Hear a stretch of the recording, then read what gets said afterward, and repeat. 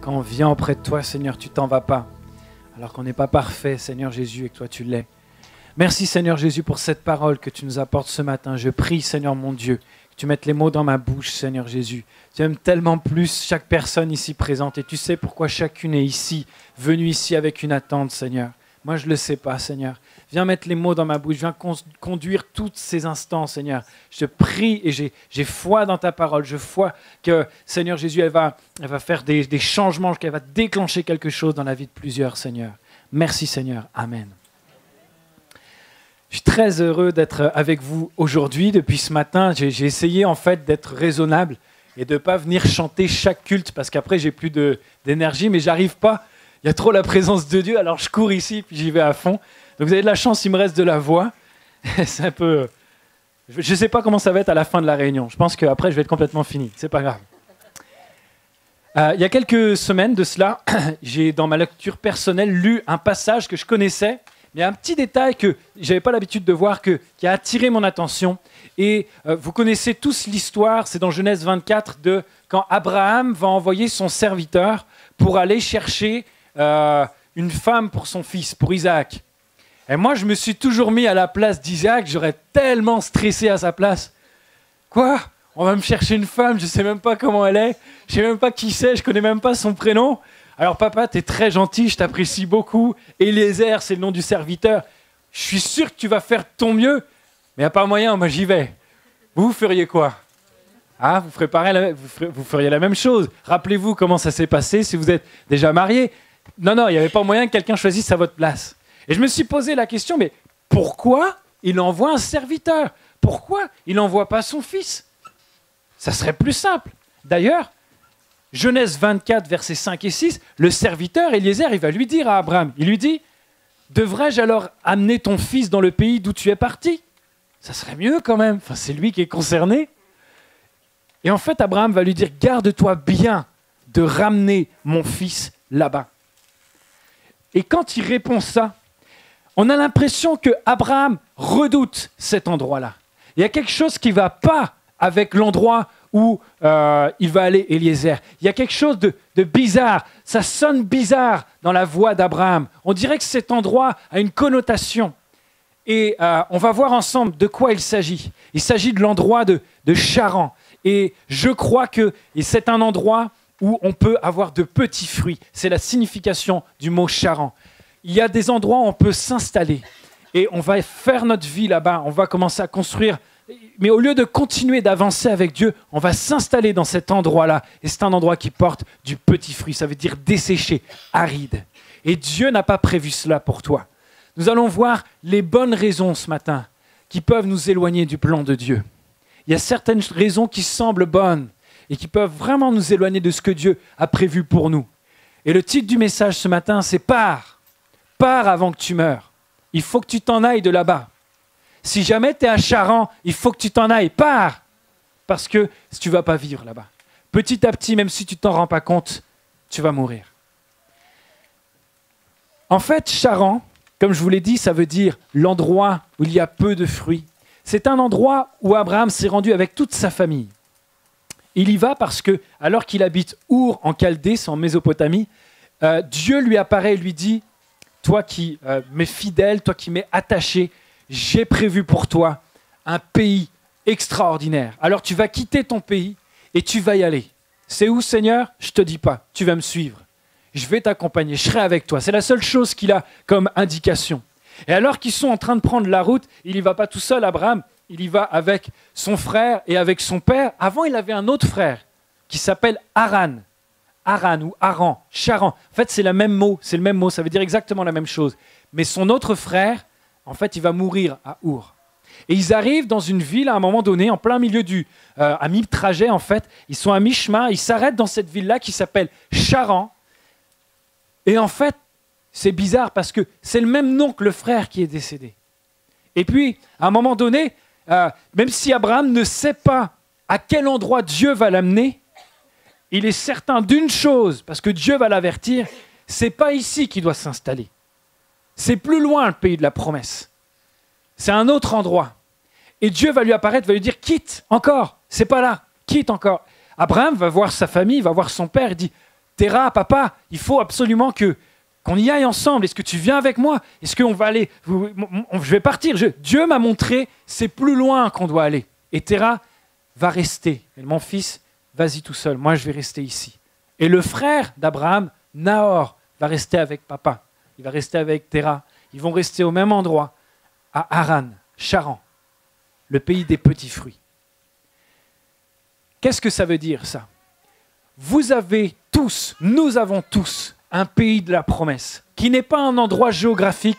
Je suis désolé, ce n'est pas Créteil, le pays de la promesse, ce n'est pas un endroit, ce n'est pas un lieu comme ça. Mais c'est un endroit, c'est un état d'esprit, c'est une dépendance à Dieu. C'est Dieu, j'accepte que tu vives avec moi, j'accepte d'être dépendant de toi. Je veux que ma vie soit selon ce que toi tu veux. J'ai compris que tu as un plan merveilleux pour moi, dans lequel tu vas pouvoir me bénir, mais bénir les autres aussi, dans lequel tu vas pouvoir accomplir ton œuvre, cette mission extraordinaire de sauver le monde à travers l'évangile que tu as mis en moi, à travers le Saint-Esprit que tu as déposé dans mon cœur. Et ça, Seigneur, il n'y a que moi qui peux le faire. Et je l'accepte et j'y vais. Tourne-toi vers ton voisin et dis-lui, il n'y a que moi qui peux faire cette œuvre-là. Parce que Dieu a prévu un plan pour toi. Il est juste pour toi. Les autres ne peuvent pas le faire. Il est personnalisé. Par contre, tu ne peux pas faire celui des autres non plus. C'est un peu le point faible. Mais ce n'est pas un point faible parce que le plan que Dieu a pour toi, il est parfait. Tu as été créé pour ça. Et ça, c'est extraordinaire. Voilà quel est le pays de la promesse. Et de la même manière que Canaan, le pays de la promesse, n'est pas un lieu géographique, Charan, ce n'est pas non plus un lieu géographique. Ce n'est pas un endroit. Des fois même, je me trouve à un endroit donné, ça va être Charan pour moi, mais quelqu'un d'autre va y aller, ça ne sera pas Charan pour lui. Je m'explique. Par exemple, c'est quand on est à Charan, c'est quand on dit à Dieu, Seigneur, je veux bien avancer avec toi, mais que jusque-là. Après, si tu veux continuer, vas-y. Mais moi, je m'arrête. Je refuse d'avancer plus avec toi. Je ne veux pas m'engager plus avec toi. Quand tu fais ça, tu es en train de t'asseoir à Charan. Tu as quitté, mais tu n'es pas allé jusqu'au bout. Tu vois? Tu es dans une étape et tu restes et tu t'installes là. La personne qui est intéressée par Dieu, par exemple, et qui continue d'aller voir les médiums et qui continue de faire confiance à l'horoscope parce que ça le rassure, parce que ça la rassure, et qui fait confiance à toutes ces superstitions, et qui ne veut pas s'engager complètement, qui ne veut pas faire le ménage dans sa vie et s'engager dans les autres baptêmes pour suivre Jésus, pour montrer cet attachement exclusif à Jésus, la personne qui fait ça est en train de s'installer à Charan. Elle est en train de dire « Oh, j'aime bien aller à l'église, mais je m'installe là, ça ne va pas plus loin. » Lorsque un homme qui aime le Seigneur vient à l'église, il est plutôt fidèle, etc., mais qu'il est en concubinage et qu'il refuse de se marier, et qui ne fait rien pour mettre sa vie en règle, pour s'engager devant Dieu à prendre soin de sa femme et être le chef spirituel de son foyer comme Dieu lui demande, parce que c'est la meilleure chose pour lui.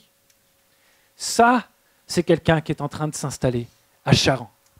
Lorsque la maman qui prie fort et qui fait plein de trucs dans l'église, plein de trucs à la maison, qui est exemplaire sur plein de choses, mais qui est dans un certain aspect de son caractère, a dit ça, on ne va pas me changer, je suis comme ça. Alors que ce n'est pas un bon caractère. Vraiment, des fois, ça pose des problèmes. Tu crois que Dieu est capable de renverser des montagnes, mais tu ne crois plus qu'il est capable de changer ton caractère. Et toi, tu as essayé par tes efforts, mais tu ne crois plus ça. Tu ne crois pas que Dieu est capable de le faire. Tu as échoué, tu t'arrêtes là. C'est bon, j'arrête les frais. Ça, tu es en train de t'installer à Charan, le pays des petits fruits. Celui qui est baptisé et qui est fidèle aux réunions, et qui vient, waouh, il chante et tout ça, extraordinaire. Mais si jamais quelqu'un vient le voir et lui dit, waouh, tu sais, on a plein de choses à faire dans cette église-là, et je suis convaincu que Dieu il a quelque chose à faire pour toi, est-ce que tu voudrais bien venir avec nous dans ce service-là? Ça va te demander un peu, on va faire ça de manière équilibrée, pour pas que ça mange, que ça soit un poids pour ta vie, mais on va te demander exactement ce que tu as besoin. Et la personne qui dit non, alors qu'on a tous reçu, tous, on n'est pas tous appelés à être des apôtres Paul et tout ça, mais tous vous avez reçu. Il y en a qui ont reçu un don d'hospitalité. Il y en a qui le font d'ailleurs, ils ouvrent leur maison pour les groupes connexion. Il y en a qui ont reçu simplement ils vont prendre soin, ils vont bénir les gens. Il y en a qui vont s'engager à la bienfaisance. Il y en a qui vont pas juste faire des choses, dans le secret, ils prient, puis ils envoient des petits textos que seule la personne va savoir et va recevoir juste une bénédiction. Je ne sais pas ce que tu as reçu. J'en sais rien. Mais Dieu, il sait, et il sait pourquoi il t'a fait. Peut-être que toi, ton appel, c'est juste d'être un bon mari. Certainement, Dieu va faire autre chose aussi avec toi. Mais il y a une première partie qui est ça. Et d'être un protecteur pour ta femme, d'être un leader spirituel, quelqu'un qui va donner la bonne direction, un bon exemple pour ta femme, pour tes enfants, pour ton foyer. C'est d'être une bonne maman, d'être une bonne épouse. Je ne sais pas quel est ton appel, mais une chose est certaine, dans ton appel, ne reste pas au pays des petits fruits. Ne te contente pas de peu. Il y a le chrétien qui sert Dieu aussi et qui est déjà engagé dans l'Église. Mais ça ne concerne pas tout le monde. Il y a des personnes qui savent, Dieu leur a dit très clairement, ce n'est pas quelque chose de vague ou une espèce d'aspiration, c'est vraiment quelque chose qui s'impose à eux. Il y a une parole de Dieu très claire pour leur vie.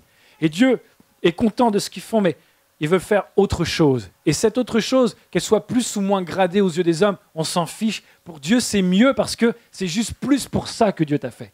C'est exactement même pour ça que Dieu t'a créé. Et que toi, tu es en train de dire, oui, mais j'ai peur de changer. J'ai peur de... Là, je suis à l'aise dans ce que je fais. Il faudrait que je recommence tout à zéro. À ce moment-là, quand tu es en train de dire non, tu es en train de construire ta maison à Charan. Tu es en train de t'établir dans le pays du petit fruit. Il y a tellement de situations différentes. En fait, quand on arrive à Charan, c'est quand on dit à Dieu, « Waouh, ça y est, j'ai compris. Ça y est, on est arrivé.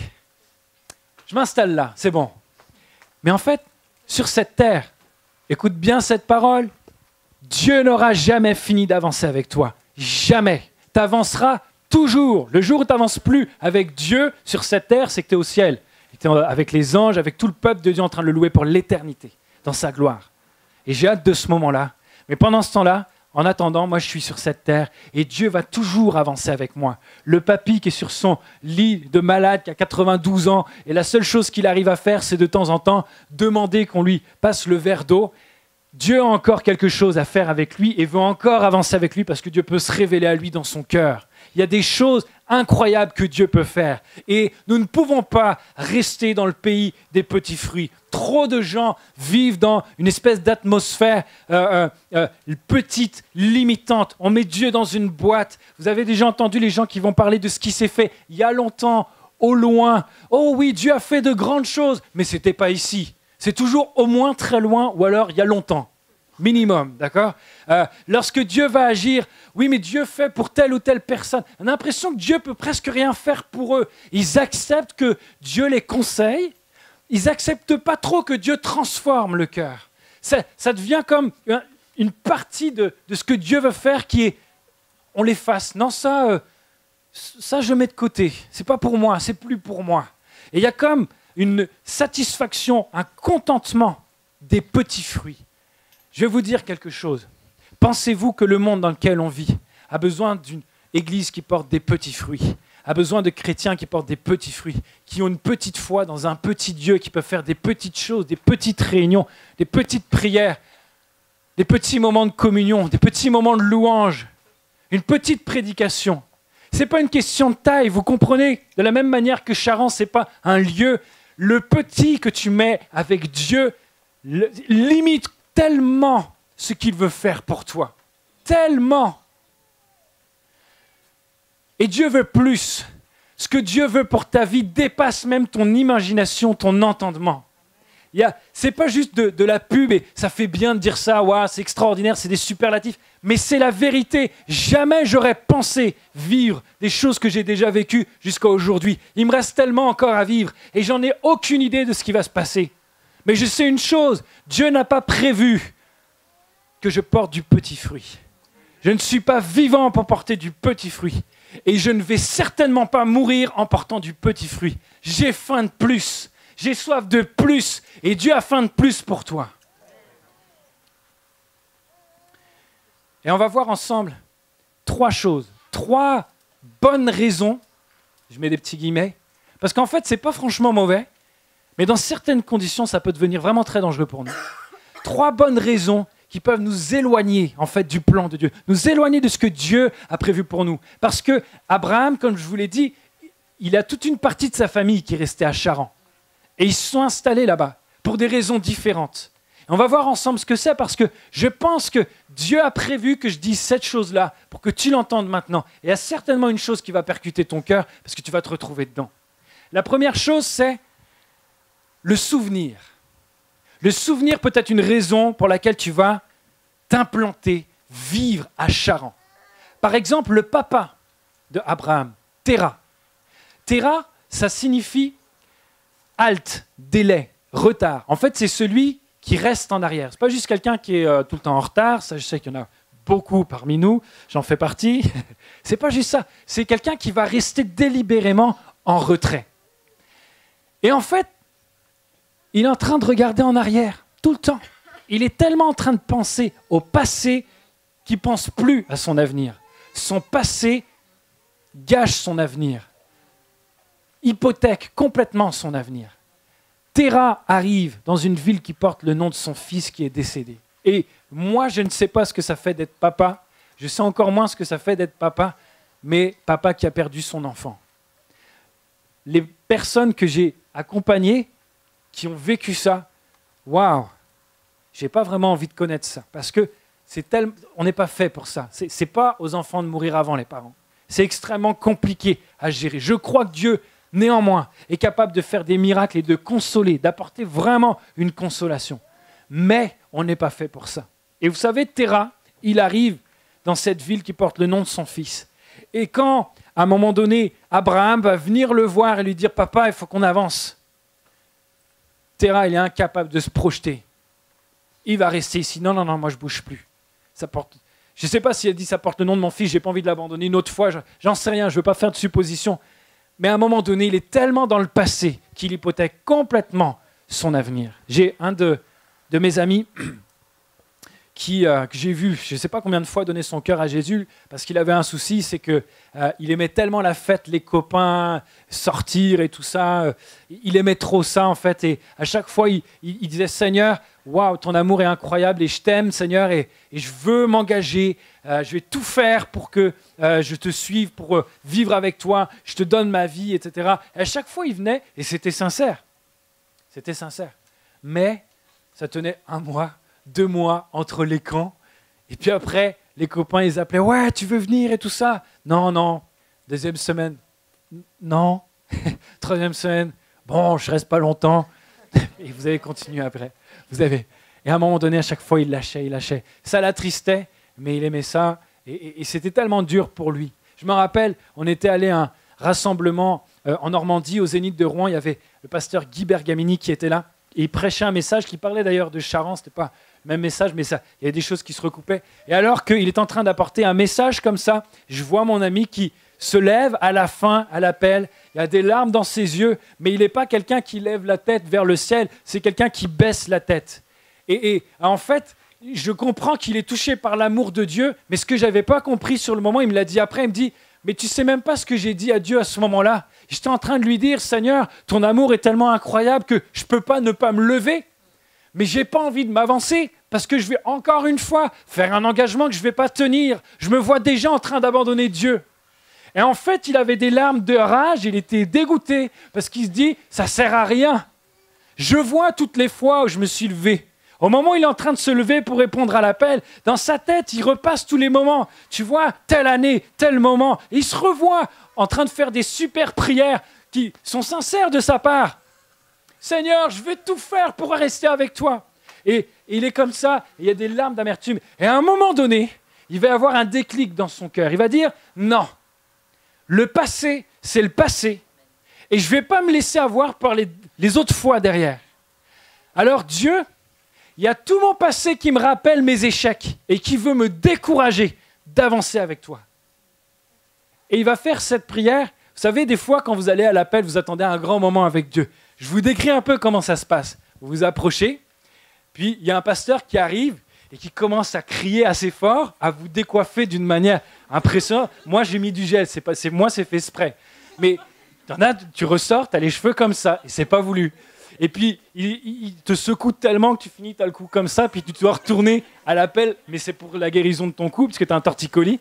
Et des fois, et là tu dis, waouh, j'ai passé un gros moment là. Là, Dieu était présent. Je tremblais de partout, j'étais couvert de postillons, c'était génial. Mais là, c'est pas du tout ce qu'il a vécu, mon ami. Pas du tout. Il est arrivé et dit, non, je peux pas le passer à côté de cet amour, de cette grâce qu'elle a pour moi. Alors Seigneur, si c'est vrai que tu m'aimes tellement, moi j'y arrive pas. Je t'ai promis, je sais pas combien de fois d'essayer d'y arriver, j'y arrive pas. Et si tu veux bien de moi quand même, ben la seule condition, la seule truc qui peut marcher, Seigneur, c'est que tu fasses un miracle. C'est que tu m'aides. C'est que, pas par mes propres forces, mais par ta puissance, je sais pas, tu fais un truc, j'ai aucune idée de ce que tu peux faire, mais fais quelque chose, Seigneur. Et il ne savait pas ce qu'il disait, mais il a dit quelque chose de profondément vrai. Et c'est exactement ce que Dieu nous appelle à faire. Cette puissance incroyable dans cette prière. Dieu, j'y arrive pas, j'ai besoin de toi. Aujourd'hui, il est papa, marié. Il sert Dieu dans son église. Il est responsable de jeunes. Il fait les chants à l'église. Il est super. Il s'épanouit. Et Dieu a rétabli complètement sa vie qui partait complètement en lambeaux, qui est en train de mourir dans le pays des petits fruits. Mais Dieu l'en a sorti parce que juste il lui a fait confiance. Amen. L'apôtre Paul va dire, non frère, pour moi je n'estime pas avoir saisi le prix. Mais je fais une seule chose, oubliant ce qui est derrière moi et tendant toute mon énergie vers ce qui est devant moi. Je poursuis ma course vers le but pour remporter le prix attaché à l'appel que Dieu nous a adressé du haut du ciel dans l'union avec Jésus-Christ. Oubliant ce qui est en arrière. C'est pas mauvais le souvenir. Ça nous permet d'éviter de faire des erreurs qu'on a déjà faites. Il y a des choses qui sont importantes, des bonnes paroles, des choses, des moments incroyables que l'on doit garder. Mais lorsque le souvenir t'amène à te paralyser à cause des erreurs du passé, à te bloquer dans ta culpabilité, en oubliant ce que Jésus a fait, en oubliant que Dieu peut transformer, lorsque le souvenir devient une nostalgie qui fait que tu n'es même plus capable de tourner la tête vers l'avenir, et quand bien même il y aurait des choses extraordinaires, ouais, mais avant c'était mieux. Quand le souvenir devient ça, c'est dangereux pour ta vie. Mais tu as la possibilité de faire un choix. Je ne veux pas laisser la nostalgie me voler ma destinée. Je ne veux pas laisser le passé hypothéquer mon avenir. Mais je veux me souvenir de l'appel que Dieu m'a adressé quand il m'a tiré de Our, de là où j'étais avant. Je veux me souvenir de cet appel-là. Je veux me souvenir de ces paroles, de ces promesses incroyables. Et je crois qu'elles vont s'accomplir dans ma vie. La deuxième chose, ça commence par S, comme ça vous pouvez vous en rappeler. Premier, le souvenir. Deuxième chose, la satisfaction. C'est plutôt bien d'être satisfait, parce que vous connaissez certainement comme moi des gens qui sont tout le temps insatisfaits. C'était bien ce matin. Oui, mais j'ai noté un petit détail. Alors tu vas rire, mais si c'est un détail, pourquoi tu restes bloqué dessus? Le reste était bon, prends-le. Il y a des gens, sans cesse, ça va jamais en fait. Et quand bien même c'est très bien, ah ouais, mais moi je m'attendais à ce que ce soit excellent. Bon, je vous laisse gérer comment vous réagissez avec ces personnes-là. C'est pas facile, c'est énervant. On a l'impression qu'ils sont là et quand bien même il y a du fruit, il y a des bonnes choses, sans cesse, eux, ils vont ramener leur petit charent portatif personnel oui, il y avait du fruit, mais c'était pas terrible quand même. Et ils se baladent avec leur endroit stérile autour, et ça produit quoi? Eh bien, ça va tuer l'enthousiasme des gens autour, ça va tuer la joie, ça va tuer... C'est des charents ambulants. Je ne sais pas si ça existe, d'ailleurs. Et en fait, ils se baladent avec ça. Et la satisfaction, c'est une bonne chose. Vous êtes d'accord avec moi? Maintenant, le problème, c'est lorsqu'on se satisfait de tout et n'importe quoi. Notamment, lorsque Dieu t'a promis quelque chose, et que tu n'as pas tout à fait ça, que tu as un peu moins, tu as quelque chose qui va le remplacer, tes propres efforts, ou un mélange de plein de trucs, de religion, de ceci, qui semble répondre à ta soif de Dieu. Bon, ça ne répond pas complètement, mais c'est pas loin, et tu t'en satisfais. Lorsque tu te satisfais de moins bien que ce que Dieu peut t'offrir, là, ça devient dangereux pour ta vie. À Our, c'est un lieu connu dans la Mésopotamie, parce qu'il y avait un temple, un centre important pour le culte du dieu Sin. Pour les Mésopotamiens, c'est le dieu de la lune, c'est un dieu de fertilité. Et quand ils arrivent à Charan, Laban, c'est quelqu'un qui fait partie de la famille, un descendant de Nahor, du frère de Abraham, je crois que c'est le petit-fils, et lui, il va vouloir s'installer là, il va rester, il va essayer de prospérer là-dedans, et ça lui va complètement. Quand ils ont quitté Our, ils ont quitté cette idolâtrie, et ils arrivent à Charan. Le seul problème, c'est que Charan, c'est le deuxième centre le plus important de toute la Mésopotamie pour le même Dieu, pour la même chose. La même idolâtrie, les mêmes choses abominables qui se passent. Et il aurait pu se dire, bon, on arrive dans le pays qui n'est pas fertile, le pays des petits fruits. Heureusement, on a le Dieu de la fertilité qui est avec nous. L'un dans l'autre, ça s'équilibre, ça passe. Il y a tellement de gens qui se contentent de peu. Ils vont aller à l'église, à côté de ça, ils vont se nourrir de tellement de mauvaises choses. Ils vont en fait vivre dans un compromis. Le fait que tu te satisfasses de peu, un niveau d'exigence extrêmement faible, tu vas être capable de faire du compromis avec tout et n'importe quoi. Tu vas à l'église, le soir, tu vas au cinéma, tu vas regarder n'importe quoi. Tu vas à l'église, mais tu continues à garder des rapports cordiaux avec le marabout de la famille. Tu te fais ta religion. Hein? La grâce, c'est très intéressant au niveau du christianisme. Bon, maintenant, il y a des choses au niveau nature qui sont pas mal du tout chez Bouddha. Donc, tu vas le prendre un petit peu, tu vas mélanger un petit peu, une petite pincée pour assaisonner de philosophie. Hein. Tu rajoutes 2 ou 3 croyances ancestrales et des trucs comme ça. Tu mets ça au bain-marie, 2-3 minutes. Je ne dis pas le thermostat, c'est une recette de famille, c'est un secret. Et puis, chacun arrive avec sa petite recette, sa petite popote personnelle. Et tu t'étonnes que quand tu viens à l'église, ça porte peu de fruits. Tu t'étonnes que les promesses merveilleuses de Dieu semblent marcher sur tout le monde, sauf sur toi. Tu t'étonnes, tu dis, Seigneur, mais je te prie, j'aimerais bien voir toutes ces choses-là. Mais comment peux-tu croire que ça va fonctionner? C'est Dieu qui a le pays de la promesse. Ce n'est pas tous les autres charabia, là. Et souvent, les gens se trouvent enchaînés, physiquement, par leurs paroles et tout ça. Mais surtout, le plus grave, c'est spirituellement. Par plein de choses qui semblent anodines. Plein de choses qui vont sembler, c'est pas grave, c'est un petit truc. Et dis, Seigneur, je te laisse la place jusque-là dans mon cœur. Bon, le reste, c'est pour ça d'ailleurs que je ne te laisse pas plus de place. Il faut que je garde un peu de place pour les autres. Mais Dieu est un Dieu jaloux, c'est un Dieu exclusif. Personne ne nous aime comme lui nous aime. J'aimerais même dire, tous les autres dieux, il n'y en a aucun qui aime l'homme, qui t'aime. Il n'y en a aucun. Ils sont incapables d'aimer. C'est Dieu qui est amour. Et si tu laisses toute la place à Dieu, tu ne pourras pas être béni plus. Et tu ne pourras pas bénir plus. Parce que ce n'est pas juste être béni. On reçoit pour les autres. Et tu ne pourras pas bénir plus que simplement en confiant vraiment ta vie à Dieu.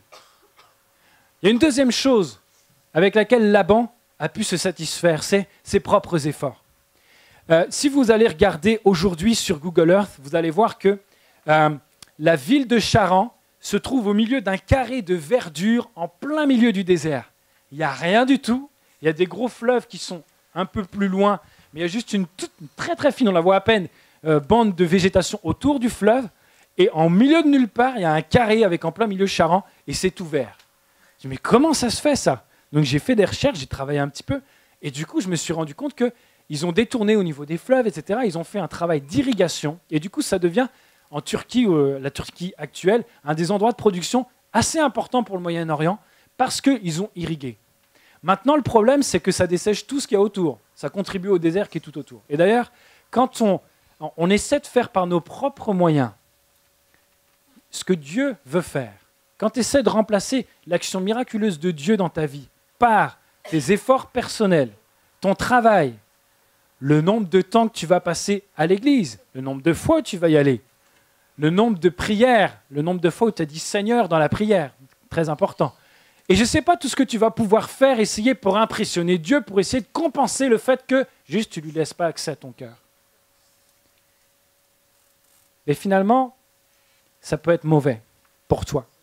Parce que quand bien même tu vas avoir du fruit, ça ne sera jamais aussi bien que le vrai fruit dans une terre fertile. Ça dépend en plus de ton travail, le jour où tu ne peux plus travailler comme ça. Comment tu vas porter du fruit? Et puis je vais même aller plus loin, il y a des gens qui sont tellement en train d'essayer de tout faire pour se racheter par leurs œuvres, que ça fait comme l'irrigation. C'est-à-dire, eux, ils ont du fruit, mais tout autour, il n'y a plus rien, et de moins en moins. On appelle ça le zèle amer. Ils sont très zélés dans ce qu'ils vont faire, quitte à écraser les autres, quitte à les éloigner, et ils ne communiquent vraiment pas quelque chose de bon. Alors, ils portent du fruit, mais est-ce qu'il est bon? Je ne sais pas. C'est pas sûr. Jésus a dit, « Moi, je suis venu pour que les hommes aient la vie en abondance. » En abondance. Non seulement l'irrigation, elle est surabondante. Des fleuves d'eau vive couleront de son sein. C'est une promesse pour toi. Et les fruits, le pays où coule le lait et le miel. Quand ils sont allés visiter le pays, ils n'arrivaient même pas tout seuls à prendre une grappe de raisin. Moi, j'arrive, les grappes de raisin, je ne suis pas fort, mais quand même ça, j'y arrive ici.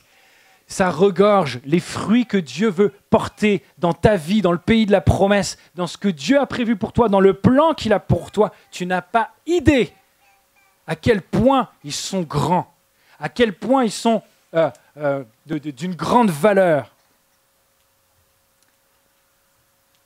Premièrement, le souvenir. Deuxièmement, la satisfaction. Et tu peux faire ce choix de ne pas te satisfaire de ce que le monde peut te procurer, ni de ce que tes efforts vont pouvoir te procurer, ni de ce que toute autre voie qui va t'éloigner de Dieu peut te procurer.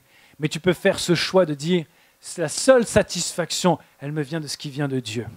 Je l'apprends ça me vient de Dieu, tout ça, ça me vient du ciel. C'est des promesses de Dieu. L'apôtre Paul, il a compris ça et il va dire plusieurs fois, ma seule satisfaction, toutes les choses que j'ai faites, toutes les études théologiques que j'ai faites, je peux être meilleur, je peux écraser tout le monde là-dedans, mais je regarde ça comme de la boue à cause de la connaissance de Jésus-Christ qui est tellement meilleur. Je veux connaître Dieu, je veux avoir cette relation avec Dieu, et Dieu veut cela pour toi, parce que c'est une clé pour que tu portes du fruit, et Dieu ne se satisfait pas si tu restes installé à Charan. La troisième chose, la sécurité. Je pense qu'il n'y a pas beaucoup de gens qui sont contre la sécurité. On va faire un essai, vous êtes prêts? Qui est contre la sécurité? Troisième culte, il y a quelqu'un qui n'avait pas bien écouté, qui a levé la main. C'est un piège. Bon, qui est contre la sécurité? Personne. On est tous pour avoir de la sécurité parce qu'on n'aime pas le danger, puis on n'a pas envie de faire n'importe quoi. Cependant, si vous regardez votre vie, c'est très dangereux, parce qu'on est tous en danger de mort, le fait qu'on soit vivant. Le seul moyen de ne pas être en danger de mort, c'est de ne pas être en vie. Si vous faites du sport, vous allez entretenir votre corps, mais vous avez aussi abîmé votre corps au fur et à mesure. Vous allez abîmer vos cartilages, etc. Même si vous le faites, prenez plein de précautions, c'est l'usure normale de la vie. Si vous ne voulez pas vieillir, il ne faut pas vivre en fait. Vous voyez? On aura toujours une part de risque à un moment donné. Et j'ai entendu une fois quelqu'un qui disait ça, très justement, c'est une femme qui était dans une famille très très sécuritaire. Sa maman, elle prévoyait toujours le pire, tout le temps. La moindre chose, c'était une catastrophe. Une fois, elle allait faire du ski et elle est tombée, puis s'est fait mal à la jambe. Je crois qu'elle s'est cassé la jambe, s'est fait une entorse.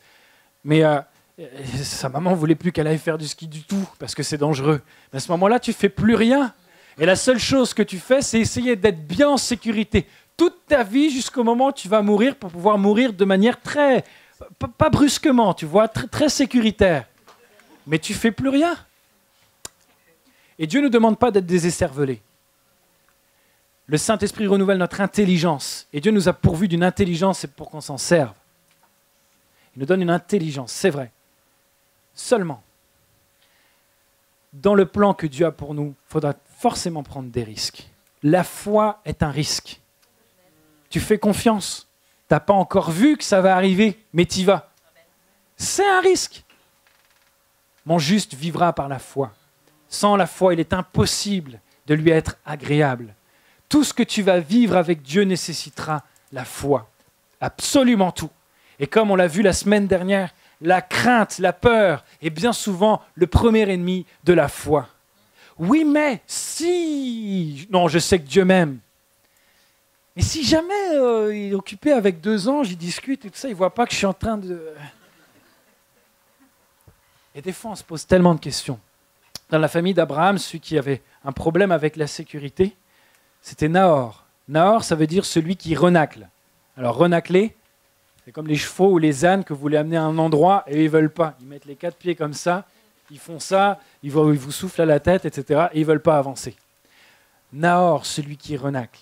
Peut-être que Dieu, tu es convaincu, veut t'amener à plus d'engagement dans les différentes situations que j'ai dit tout à l'heure, dans la situation qui te concerne. Dieu veut plus, il veut aller plus loin. Et toi, tu es comme ça, non, je ne sais pas ce qui va se passer. Abraham ne savait pas où il allait, il savait juste que Dieu allait le conduire. L'apôtre Paul va dire, le Saint-Esprit me pousse à aller là-bas, je ne sais absolument pas ce qui m'attend. Et là, aucun d'entre nous n'a envie d'être l'apôtre Paul. On n'aime pas ces surprises-là. Mais en fait, est-ce que c'est vraiment une surprise? Pour nous, oui. Pour ceux qui sont autour de nous, oui. Vous ne savez pas ce qui va m'arriver demain. J'en ai aucune idée, moi non plus. Mais Dieu le connaît. Et puis, c'est son plan. Et c'est un plan d'amour en plus. C'est quelque chose qu'il a fait parce que je suis cher à ses yeux. Et en plus de ça, il ne sommeille ni ne dort pour pouvoir veiller sur moi. Et il est tout puissant. Ça ne veut pas dire qu'il ne va rien m'arriver, que je ne connaîtrai pas de danger. Ça ne veut pas dire qu'il n'y a pas des choses dont je vais devoir me battre pour les conquérir. Il n'y a pas des choses. Ça ne veut pas dire que je ne vais pas devoir me défendre et prendre position par rapport aux promesses que Dieu m'a données. Il y aura des situations qui vont être peu tranquilles pour moi. Mais en réalité, la vraie tranquillité, c'est quand c'est la guerre. Moi, je suis tranquille au fond de mon cœur parce que je sais que mon Dieu est avec moi. Et la Bible dit que quand bien même mon père et ma mère vont m'abandonner, jamais Dieu ne m'abandonnera. Jamais, jamais, jamais. En fait, ma sécurité peut être mise à mal. Mon confort peut être mis à mal. Et est souvent et sera souvent mis à mal lorsque Dieu va te demander un peu plus. Tu vas t'engager dans l'église. Ouais, mais non, mais j'ai peur que j'ai plus assez de temps par rapport à ceci, par rapport à... On a toujours des trucs à faire quand il faut servir Dieu. Il y a toujours plein de trucs qu'on trouve à faire à ce moment-là. Et Dieu nous appelle à être équilibrés même là-dedans. L'église, ce n'est pas un moyen d'échapper à notre responsabilité familiale, notre responsabilité de couple. Tu ne viens pas à l'église servir parce que comme ça t'évite d'être confronté à ton mari ou à ta femme. Hein? Jésus va transformer ton cœur et son cœur, il est capable de faire une œuvre extraordinaire dans ton couple. Mais que la famille, que le travail, que ce soi-disant équilibre ne soit pas un prétexte pour toi pour ne pas t'engager avec Dieu. Parce qu'un chrétien qui est sauvé sur le canapé du salut et qui est en train de faire la sieste bien gentiment, passe tellement à côté de ce pourquoi Dieu l'a sauvé et l'a créé. Il passe à côté. Qu'est-ce qui est important? D'être bien tranquille toute sa vie avec tout ce que tu as voulu, la voiture que tu voulais, la maison que tu voulais, le travail que tu voulais. Et quel fruit pour Dieu? Un petit fruit? Est-ce que tu vas te contenter de cela? Ou alors, est-ce que dans ton cœur, ces choses-là sont aussi importantes? C'est vrai, ta famille, elle est importante et tu as envie d'être bien logé, de pouvoir subvenir à tes besoins. Et ces désirs-là ne sont pas mauvais du tout, ils sont légitimes. Mais est-ce que dans ton cœur, la priorité, c'est Seigneur? Il y a ton œuvre. Et les gens autour, ils en ont besoin. Et moi, je ne veux pas rester dans le pays du petit fruit. Parce qu'à un moment donné, je vais mourir là-bas, si je reste. Si je dis non à la vie de Dieu va partir. Qu'est-ce qui va rentrer? C'est tellement important cet appel-là. L'apôtre Paul va dire, et maintenant me voici en route vers Jérusalem, l'esprit m'y oblige, mais j'ignore ce qui m'y arrivera. Mais ma vie m'importe peu. Qui peut dire cela aujourd'hui? C'est dur de dire ma vie m'importe peu. Et c'est vrai que lorsque tu t'engages plus avec Dieu, il y a toute une part qui concerne, tu vas mourir à toi-même. À un moment donné, ça va être ce que Dieu va te demander qui va être important et ce que tu vas pouvoir faire pour les autres qui va être important, être pour les autres qui va être important. Ta vie est une vitrine de l'action de Dieu puissante et elle est prévue pour porter du grand fruit, du beau fruit, parce que ça donne envie aux gens de se tourner vers Dieu, ça les fait réaliser que Dieu est vivant et qu'il peut faire quelque chose sur une terre tellement pleine d'injustice comme aujourd'hui. C'est à ça que ça sert. Et à un moment donné, si tu veux porter du fruit, il faut que tu tires un trait sur ma vie qui m'importe. Parce que ça va être un grand facteur de tout bloquer et de s'installer à Charan. Maintenant, on oublie souvent quelque chose. Quand Dieu dit il faut que tu meurs à toi et que l'apôtre Paul dit ma vie m'importe peu. Mais Dieu t'aime, ta vie lui importe. Vraiment. Moi, je suis convaincu que souvent l'obstacle des gens à tout ce qu'ils recherchent, à leur bonheur personnel, c'est qu'ils sont focalisés dessus. s'ils étaient focalisés juste sur Jésus, pas une question d'intérêt ou quoi que ce soit, de ce qu'ils vont pouvoir avoir pour leur propre vie, si seulement ils étaient focalisés beaucoup plus sur Jésus, sur ce que Dieu voudrait faire pour leur vie, je suis convaincu qu'ils seraient comblés de bénédictions. Fais de l'Éternel tes délices, il donnera ce que ton cœur désire. Il y a tellement de choses comme ça qu'on a besoin d'apprendre avec Dieu. Mais je t'en prie, ne reste pas à Charan.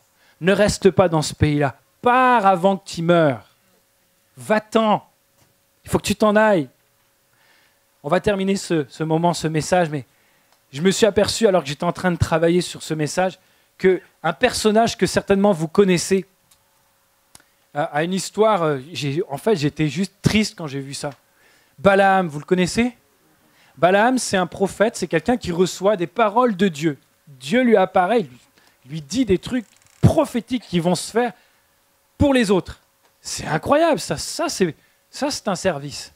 Ça, c'est un appel. Le seul problème, c'est que Balaam, on entend parler de lui dans la Bible quand un ennemi d'Israël, du peuple de Dieu, Balak, va lui demander « Hey, toi qui es un prophète et qui dit des prophéties qui s'accomplissent, tu ne pourrais pas venir pour maudire le peuple de Dieu ?» Alors Balaam, il lui dit « Bah non. » Il dit « Mais ça serait bien que tu viennes quand même. » « Ouais, mais non, mais je peux pas. Dieu va jamais me mettre ça dans la bouche. Il va pas pouvoir faire autre chose que bénir son peuple. » Et il insiste une troisième fois. Il dit « Bon, écoute, je vais venir, mais je vais dire ce que Dieu me dira. Je peux pas faire autrement. » Et puis, Balak, il lui dit « Bah tiens, mets-toi ici.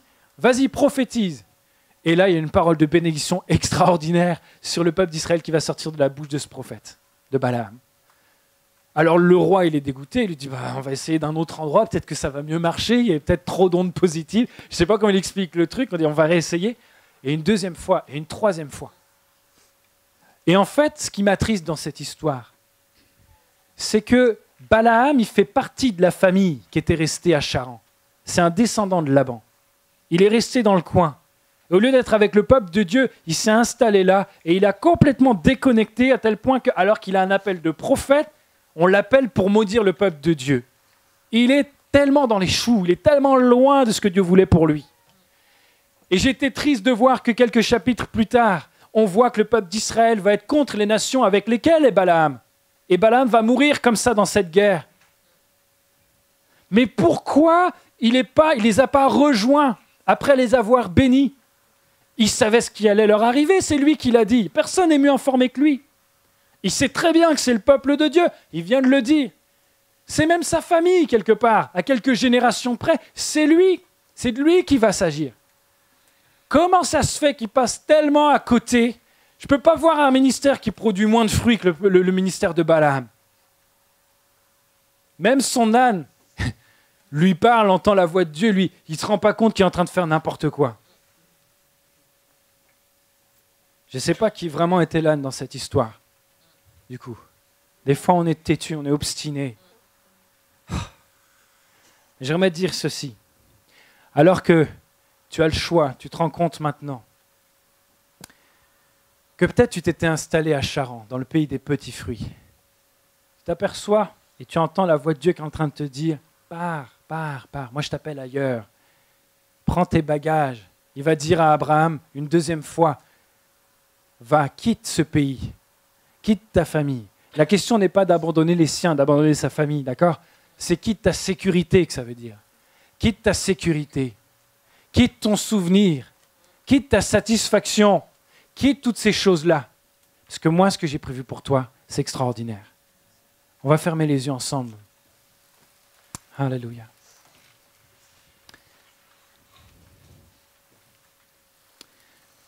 Jésus.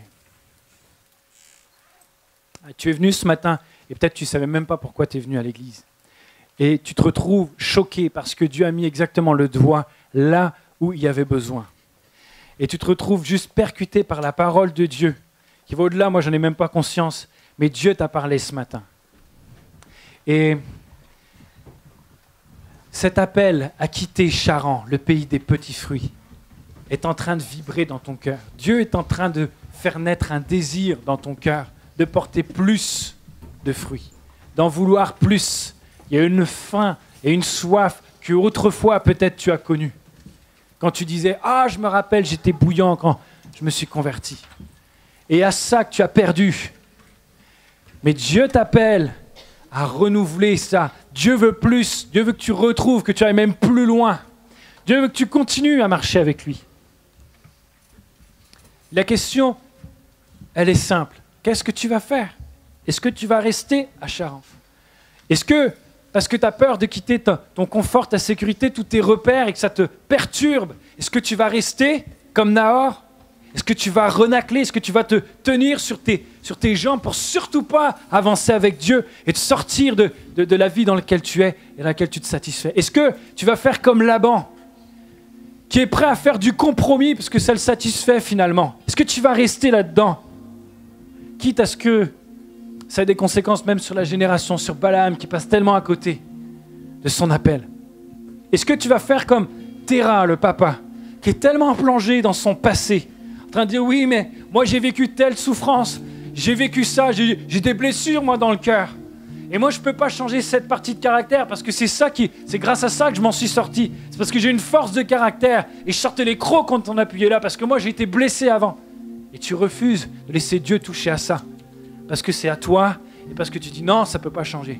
Et parce qu'il y a toute une liste de choses dans ton passé, la liste de tes échecs, et à chaque fois que tu as raté, qui sont en train de te rappeler pourquoi tu ne pourras pas avancer avec Dieu. Pourquoi il ne faut pas que tu quittes Charan.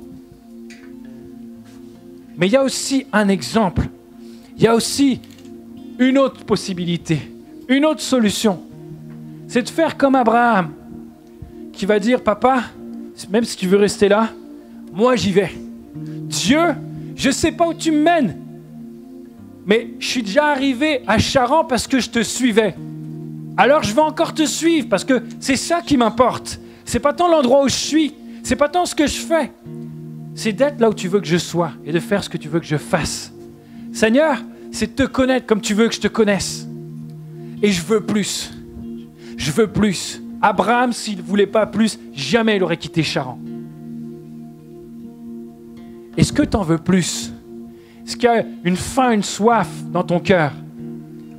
Alors qu'on a les yeux fermés, les têtes baissées, je veux te donner l'occasion de dire à Dieu, oui Seigneur, j'ai entendu ta voix ce matin. Et ça parle à mon cœur. Et je ne peux pas continuer sans te dire, Seigneur, oui, je veux continuer avec toi. Je veux partir de Charan avant de mourir. Je veux. À ce moment-là, je te demande simplement de lever la main. Et moi, je vais prier avec toi. Ce n'est pas ma prière qui va changer quelque chose parce qu'il faut que toi, tu pries. Et tu vas le faire avec tes propres mots. Mais je vais m'associer à cette prière. Et l'Église, on va s'associer à ta prière. Je vois plusieurs mains qui se lèvent. Je vois d'autres mains aussi. Et je vois vos mains. Alléluia. Est-ce qu'il y a peut-être une dernière personne? Je ne vais pas le redire, je ne vais pas faire de pression, mais si seulement il y a une autre personne qui est encore en train de combattre et qui n'a pas pris cette décision-là, c'est le moment. Vas-y maintenant. Alléluia. Gloire à toi, Seigneur. On va prier ensemble. L'Église, vous priez avec moi pour tous ceux qui avaient besoin d'entendre ce message. Dieu est tellement bon. Il a donné ce message ce matin pour tant de personnes. Alors vous priez avec moi. Seigneur Jésus, je prie, Seigneur, pour mes frères, mes sœurs, pour les personnes que je ne connais pas du tout. Seigneur, peut-être quelqu'un qui vient ici pour la première fois, Seigneur, qui est interpellé par ta parole. Jésus, je te prie, mon Dieu, et je te remercie, Seigneur, pour cette parole qu'ils ont reçue. Je te demande par le Saint-Esprit de sceller cette parole. Va faire plus loin que ce que moi je peux faire, que ce qu'aucun homme ne peut faire. Va mettre que ce soit des paroles de feu dans leur cœur, Seigneur Jésus. Que ça continue de brûler. Pas seulement maintenant, mais aujourd'hui, demain et dans les jours qui vont suivre et dans les semaines, dans les mois, dans les années peut-être. Pars avant de mourir. Seigneur, tu vois cet acte de foi, cette attitude de cœur, cette main qui se lève. Tu vois cela. C'est la seule chose que tu attends, Seigneur, mon Dieu. Et je prie que maintenant, par le Saint-Esprit, tu viennes leur donner l'assurance que tu es avec eux, que tu as vu cela et que tu as marché avec eux. Alléluia. Viens, Seigneur, transformer, Seigneur, ceux qui sont dans le compromis, Seigneur Jésus. Seigneur, tu es un Dieu jaloux, tu ne tolères aucun rival, Seigneur mon Dieu, et c'est pour notre bien, Seigneur. Seigneur Jésus, je prie pour ceux qui ont peur, qui sont dans la crainte, et la crainte les empêche d'être des hommes et des femmes de foi, alors que toute notre vie, elle est par la foi. Seigneur Jésus, tous ceux qui se contentent de peu, Seigneur, ouvre nos yeux, Seigneur. Ouvre les yeux maintenant, Seigneur, qu'on puisse voir comme toi tu vois. Tu veux tellement plus pour ce monde, Seigneur. Merci, Seigneur, de le faire dans le nom de Jésus. Amen. Alléluia. On va prendre un chant qui dit « Je ne connais pas tes voix, je ne les comprends pas forcément tes voix, mais je veux les suivre et je vais te faire confiance jusqu'au bout. » Si c'est ta prière, est-ce que tu veux bien te lever en disant « Ouais, moi je me tiens sur cette parole. Elle est à moi cette parole, c'est ce que je veux dire. » Et ceux qui ont levé la main, est-ce que je peux vous demander une dernière chose pendant ce chant-là, avec vos propres mots, dites à Dieu cette déclaration de foi. « Ok Seigneur, je comprends, j'ai besoin de toi. Je veux partir de Charan. » Alléluia.